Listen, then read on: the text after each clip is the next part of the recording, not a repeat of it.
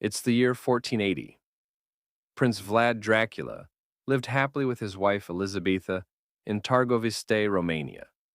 He loved her so much that he gave her a music box as a symbol of their love. But that happiness didn't last. One winter morning, Captain Targol brought news of an Ottoman invasion. Vlad left Elizabetha in safe care and went to seek the Pope's blessing before leading his army, though he doubted if endless killing could really be God's will. His only prayer was for Elizabetha's safety, but that prayer was not answered, because as she was being escorted, Ottoman archers attacked. Her guards fought to protect her, but were forced to flee.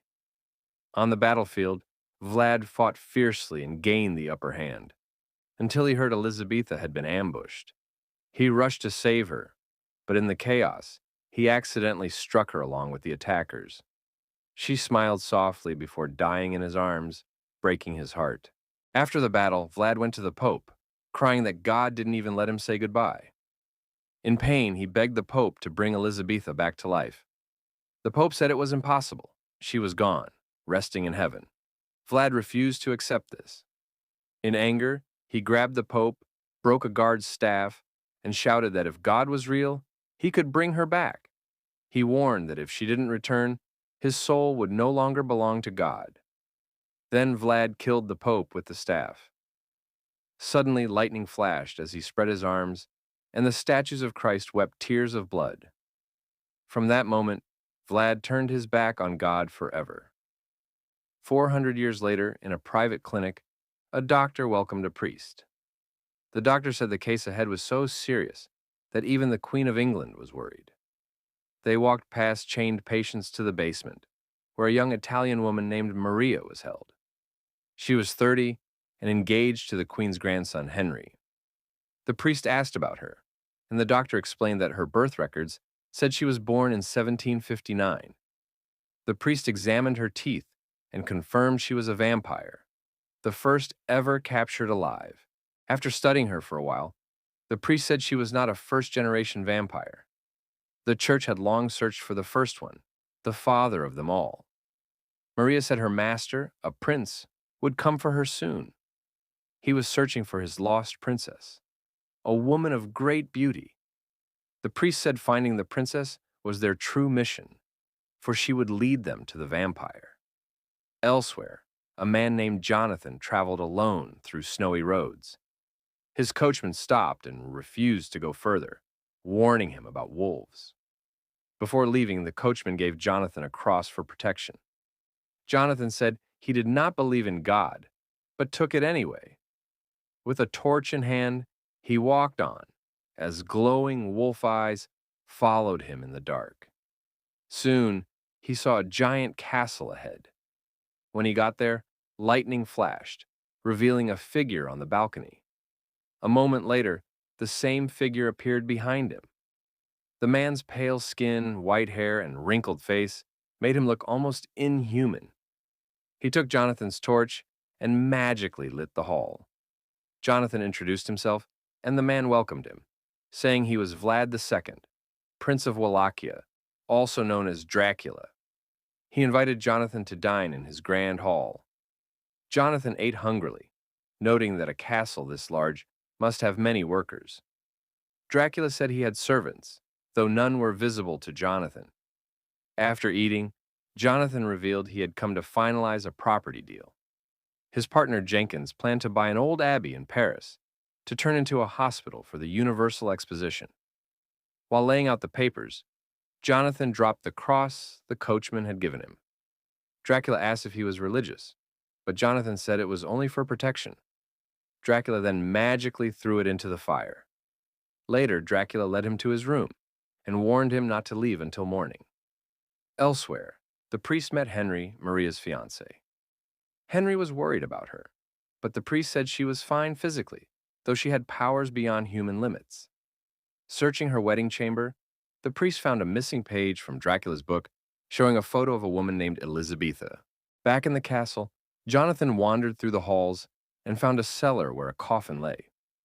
Inside, Vlad was resting. Suddenly, A gargoyle attacked and knocked him out. When he woke up, he was chained and guarded by gargoyles. Jonathan called on God, but Vlad silenced him, saying that both God and the devil were uncaring forces. Vlad hung him upside down to drain his blood and said he was cursed to live forever, feeding on humans. As he cut Jonathan's neck, Jonathan asked how such evil could exist if God was truly loving. Vlad mocked him, reminding him that he had not believed before. Jonathan insisted he believed now. Vlad granted him one last wish, and Jonathan asked to hear his story. Surprisingly, Vlad agreed. He told Jonathan that life was a cruel trial, and death a mercy that God had denied him. Once, he had been God's loyal servant, but his heart died when his wife Elizabetha was taken from him. For 400 years, he had waited for her return. He said living without love was the worst curse of all. Many times he had tried to end his life by jumping from towers, but death always refused him. In time, he grew numb and began searching for ways to draw Elizabetha's soul to him. He created a perfume that could capture the soul of flowers. It bewitched everyone who smelled it. At the French court in Versailles, he met a girl named Isabel and thought she was Elizabetha reborn. But when he realized he was wrong, he fell into despair. He began turning women into his servants, hoping one of them would be her. Maria was one of them, but none could fill the emptiness. Jonathan told him he also had a fiancée waiting for him, a woman he had promised to marry. Vlad said that only made the pain worse. Jonathan begged him to spare his life, saying his death would destroy his fiancée with grief. Then, Jonathan showed him a locket with her picture. That was when everything changed. Not just for Jonathan, but for Vlad, too. Can you guess what happened next? As always, pause the video and take your chance in the comments below. When Vlad saw the locket, he froze. The face was the same as Elizabetha's. Jonathan said her name was Mina, but Vlad became convinced she was his lost wife reborn. He spared Jonathan's life and ordered the gargoyles to keep him locked away. Then he started preparing to reunite with Mina. Meanwhile, the priest showed the doctor a photo of Elizabetha and explained that Dracula had searched for her for 400 years. The doctor noticed she was left-handed, and the priest confirmed it. He read from an old German book saying vampires were cursed by God, and only repentance, a stake through the heart, and beheading could free them and their victims. Just then, a young doctor rushed in, saying he had seen a woman who looked exactly like the one in the photo. She introduced herself as Mina, a friend of Maria. Mina mentioned she was engaged to Jonathan, though the engagement felt strange and rushed. She admitted she loved him, but often felt she belonged to another time. Before leaving, she wrote her address with her left hand, just like Elizabetha. Elsewhere, Dracula arrived at an old abbey disguised as a beggar.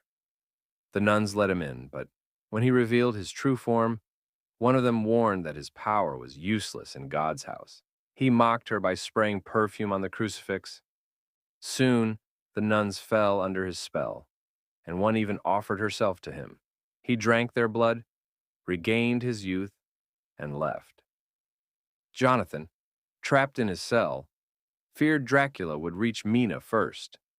He made a rope out of his clothes to try and escape, but gargoyles spotted him, pulled him down, and threw him into the snow. He slid onto a frozen river, and when the gargoyles followed, the ice broke, drowning them.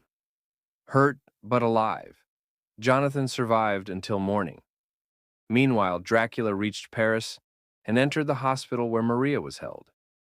People admired him, except for the young doctor who tried to stop him. Dracula ignored him and went straight to Maria's cell. She called him master, and he rewarded her with the blood of the young doctor. The next day, the priest discovered that the young doctor had become a vampire. He realized Maria had escaped with Dracula's help and warned that Mina was in danger. At her lodging, Mina was surprised when Maria appeared and claimed she was cured. She gave Mina tickets to a party and insisted she come to meet someone special. At the Grand Hotel, Mina met Dracula. The moment he saw her, he was reminded of Elizabetha. Maria introduced them and Dracula praised Mina. She felt a strange familiarity. He told her he was Prince Vlad of Wallachia, though people called him Dracula. He was convinced she was Elizabetha reborn. Then, he invited her and Maria to his estate. When they arrived, Mina admired the peaceful view. Dracula noticed she loved quiet places and felt even more drawn to her. He took her to a room and showed her a 17th century music box that had belonged to his late wife. He played the tune, and the music stirred strange memories in Mina. When he called her Elizabetha, she denied it and said she was soon to be married. Dracula gave her the music box as a gift. Later that night, Dracula escorted Mina home. She thanked him, and he said he hadn't felt joy in centuries. Inside her room, Mina was shocked to find Jonathan alive but weak, with the priest and the doctor by his side. The priest said Jonathan had escaped Dracula's castle and revealed that the man she met was Count Dracula, the cause of Maria's sickness and many other tragedies. Mina refused to believe him. She said Dracula had always been kind. The priest explained that Dracula used perfume to control people's minds. Terrified, Mina let them check her, and when no bite marks were found, she locked herself in her room. As Jonathan rested, Mina sat alone with the music box. Its tune filled her head with strange visions. Suddenly, Dracula appeared from nowhere and told her not to be afraid. He explained he had waited 400 years for her. He told her about his curse, how he was no longer human and lived in darkness because of grief for his wife, Elizabetha. Blood dripped from Mina's nose. Dracula touched it and tasted it, saying it was incomparable. He told her that without blood, he was just a dying man. Mina trembled and called him a liar, but he held her hands and reminded her of the words she once spoke in another life. Suddenly, everything started becoming familiar to her, and she realized she could not live without him. She begged him to make her part of his soul, and he agreed. Just then, the priest sensed Dracula's presence and ran to Mina's room but found only his hat. He realized Dracula had taken Mina. Meanwhile, Maria returned to her fiancé Henry and tried to bite him. The priest, doctor, and Jonathan arrived just in time. Jonathan beheaded Maria with a sword, and the priest drove a crucifix through her chest, turning her body to ash. Dracula's servants carried a large coffin back to the castle. Inside were Dracula and Mina. In the grand hall, he welcomed her and called her Princess Elizabetha. She played the music box, and he said it was the same song that had always called to him. Outside, the priest, Jonathan, the doctor, and some officers reached the castle with cannons, afraid that Mina's soul was lost. The walls shook as they fired, gargoyles attacked them, and Dracula fought back fiercely. Just then, Mina screamed from her chambers, and Dracula ran to her. She held him closely, but the priest showed up and told him that her soul still belongs to God. He told Vlad that if he really loves Mina, he should let her live, and that salvation was possible if he saved Mina. Dracula remembered that if he died, the curse would die too. Mina cried and begged him not to die, saying he was her freedom. Dracula obliged the priest's requests and looked to heaven, ready to surrender. The priest then drove a stake into his heart. Suddenly, Dracula aged, turning old and fragile. He crumbled in Mina's arms as his body turned to dust. Children once trapped as gargoyles turned back to humans and ran into the sunlight. Jonathan found Mina still holding onto Dracula's ashes. As the ashes rose into the sky, he knew their paths had separated forever. Thanks for watching. If you love interesting recaps like this, make sure to subscribe and check out other interesting recaps on our channel.